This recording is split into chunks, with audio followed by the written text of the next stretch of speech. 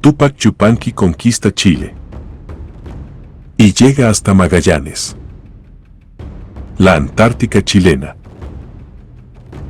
Del libro Túpac Yupanqui, del renombrado historiador José Antonio del Busto Duturburu.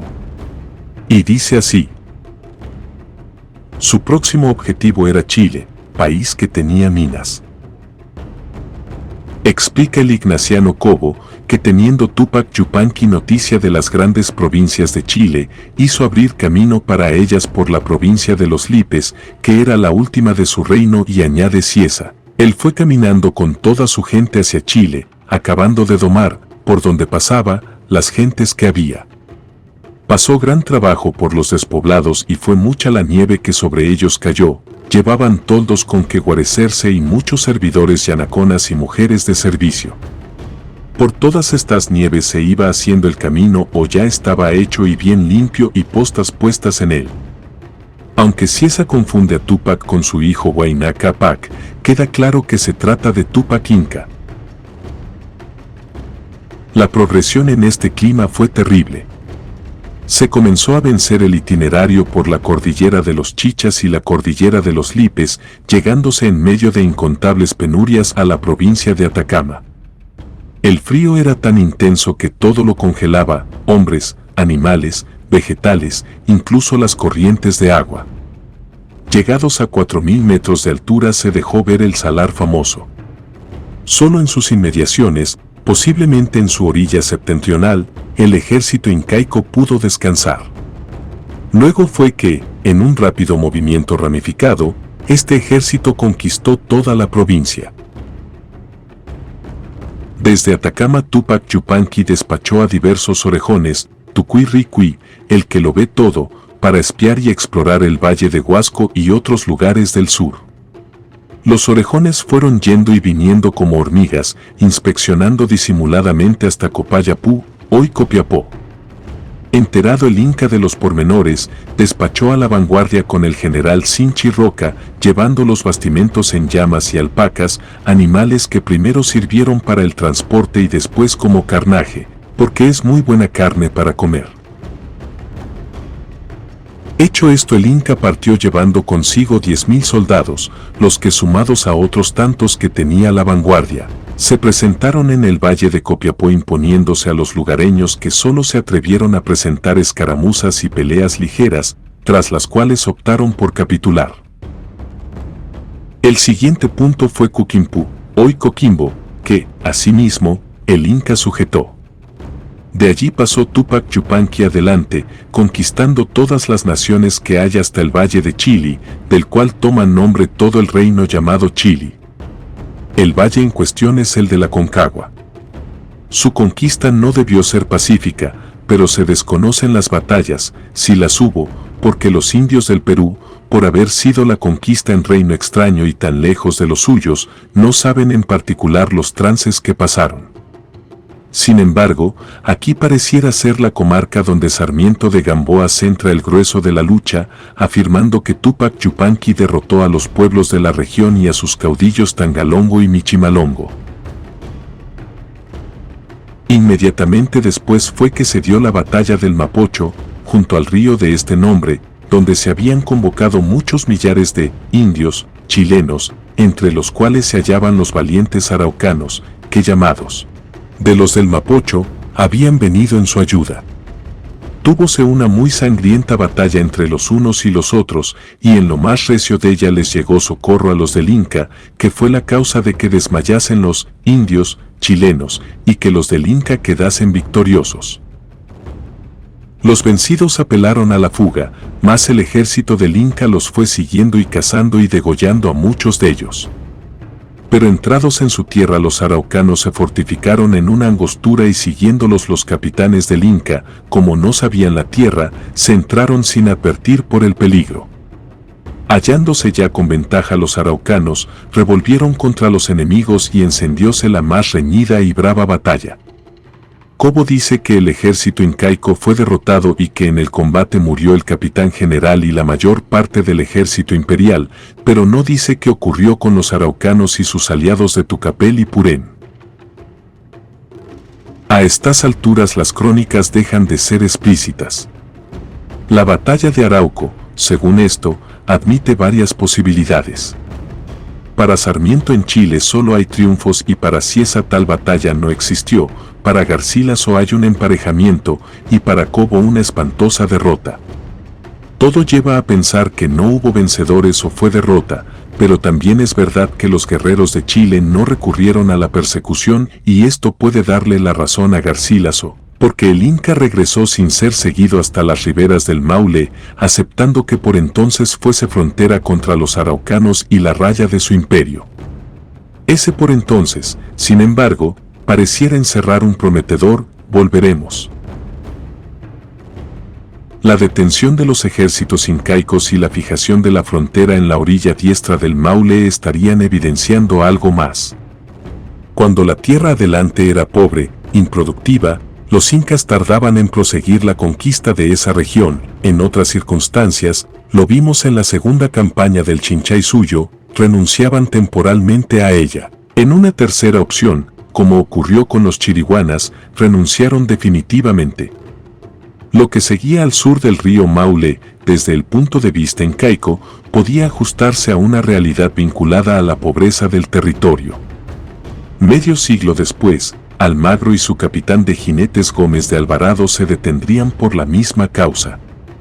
Gómez de Alvarado, que no quiso seguir más allá del Ñuble y del Itata, contaría a Almagro que cuanto más iba la tierra más pobre y fría y estéril y despoblada y de grandes ríos, ciénegas y tremedales la halló, y que halló algunos indios caribes, a manera de los juríes, vestidos de pellejos que no comen sino raíces del campo, y que informándose de la tierra y delante, supo. Y le dijeron que estaba cerca del fin del mundo. En conclusión, si Almagro y Gómez de Alvarado no siguieron, no debe tampoco esperarse que el Inca sintiera ambición por avanzar. Entonces fue que, prescindiendo de la guerra, retrocedió y asentó sus fronteras en la orilla septentrional del río Maule. Todavía están allí las pucaras o fortalecillas de Chena y Tagua Tagua. ¿Qué representó la conquista incaica para Chile? Significó, en resumidas cuentas, la fundación de 19 centros civilizadores, 4 entre los aymaras, 7 entre los atacamas, 5 entre los diaguitas y 3 entre los picunches. Los núcleos colonizadores principales, sin embargo, debemos nombrarlos: Atacama, Copiapó, Coquimbo, Yayay, Quilpué y Marga Marga en el valle de Aconcagua o Talagante, Maipo y Melipilla en la región el río Maipo. La conquista incaica significó para Chile la organización curacal, la aparición de los canales de riego y el perfeccionamiento de la agricultura, la introducción de los camélidos de carga, el conocimiento del maíz y el uso del ají para condimentar. Se erigieron guarniciones militares, destacan las de Pucará, Cerro Chena y el Maule, y se llevaron los mitimaes que inculcaron la definitiva vida sedentaria con sus enseñanzas políticas, un gobierno central, leyes y costumbres, económicas, trabajo, artesanía y mejora nutricional, religiosas, culto solar y cosmovisión andina, lingüísticas, la lengua quechua o runa simi, matemáticas, los quipus, y cronológicas, el calendario. Fue una acción civilizadora realmente superior que difundió el gran camino del Inca o Cápac Ñan, que unía lo que es hoy Ecuador, Perú y Chile y fue, sin opción a discutirse, el camino más largo y mejor trazado de América precolombina. La conquista incaica representó paz y tecnificación, prosperidad y sobre todo cultura, el ascenso de la barbarie a la civilización. Una incógnita ha dejado la conquista de Chile por Túpac Yupanqui. ¿Hasta dónde llegó el Inca conquistador? Atendiendo solo al límite político, los cronistas señalan al río Maule, pero unos pocos sostienen que llegó al estrecho de Magallanes y que el Inca contempló el final de la tierra.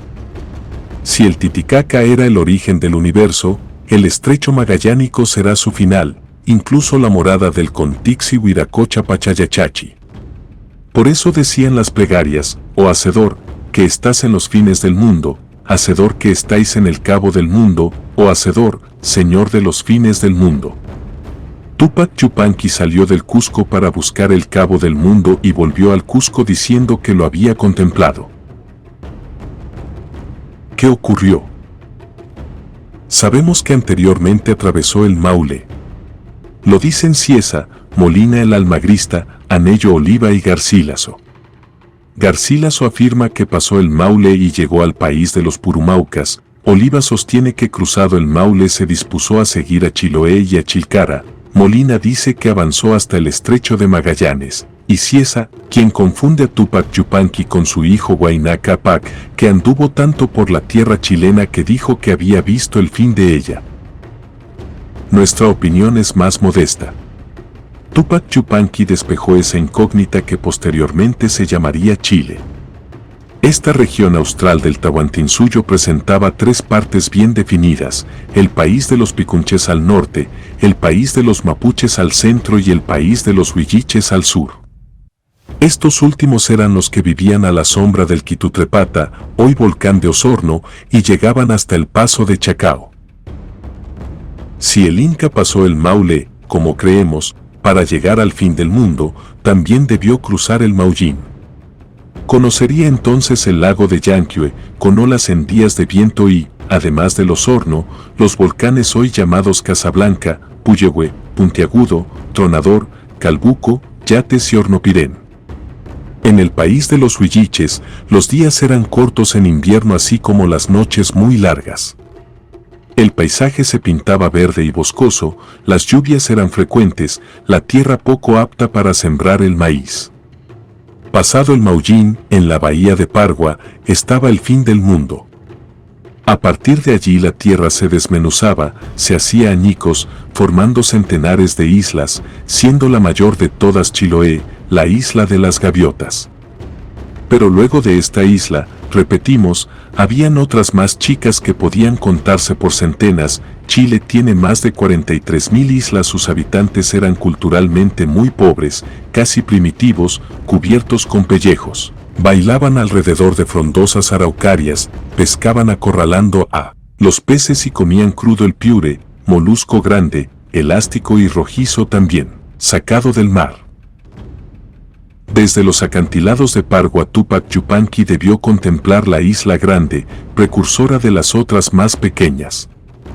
Allí comenzaba la tierra a fraccionarse, allí estaba el fin del mundo continental. Luego todo sería ínsulas, canales, vasto mar y mucho frío.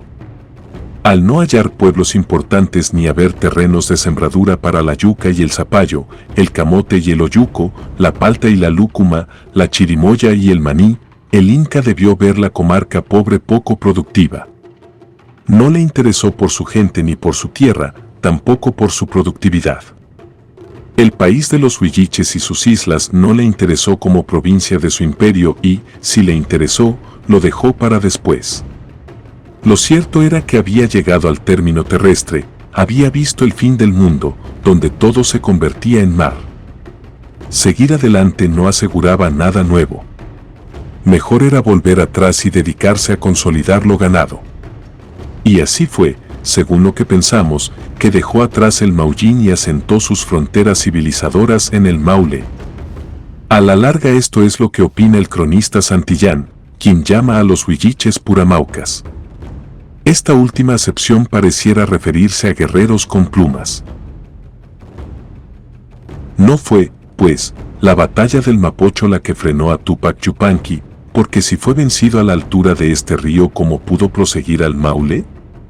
Los vencidos nunca avanzan, se repliegan. Pero el Inca siguió penetrando el territorio enemigo hacia el sur, lo que indica que lo hizo en condición de victorioso. En consecuencia, la batalla del Mapocho, que fue dura y sangrienta, fue ganada por el Inca, quien de este modo siguió penetrando el territorio enemigo hacia el sur, a modo de exploración, con corredores chasquis probablemente. Solo los vencedores avanzan y solo así se explicaría su progresar hasta el fin del mundo y su posterior retorno, voluntario, a la orilla septentrional del río Maule. Respecto a la interrupción de la campaña de Chile, el cronista Hernando de Santillán aduce que se debió a un motivo cultural. Los soldados del Inca, afirma, llegaron hasta el río Cachapoal y de allí se volvieron por haber llegado a una provincia que dicen de los Pormacaes, gente poco aplicada al trabajo y de poca capacidad, y así los dejaron por cosa perdida. Ya en el norte del Maule descubrieron muchos asientos de minas, sacaron mucha cantidad de oro deles, hicieron caminos y sacaron acequias y pusieron toda la policía que hoy hay en los indios de Chile. Por eso también la crónica explica sobre Tupac Inca Yupanqui, puesto en orden lo que había ganado, volvió al Cusco. Durante todo el tiempo que siguió se ocupó en refrenar aquellas naciones y asentarlas. Impuso gobernadores, levantó edificios y pequeñas fortalezas, ubicó mitimaes y recogió tejuelos de oro. Finalmente encargó a sus funcionarios que hiciesen justicia y que no consintiesen motín ni alboroto. Más todavía, los facultó a aplicar la pena de muerte a los movedores de tales desórdenes. Para terminar, Mariano de Rivero y Ustaris recoge esta versión de las memorias montesinianas y en lograda síntesis las prosigue así. Hizo una campaña a Chile en que instaló por gobernadores 2 sobrinos suyos y mandó construir un camino real desde Chiriguanas hasta el estrecho de Magallanes, atravesando todo el país de Chile. Si el Inca llegó hasta Oceanía según los propios cronistas españoles, ¿por qué no pudo llegar al fin de Chile si era más fácil? Fuente: libro Tupac Yupanqui, del renombrado historiador José Antonio del Busto, basado en antiguas crónicas españolas del descubrimiento americano. Fin.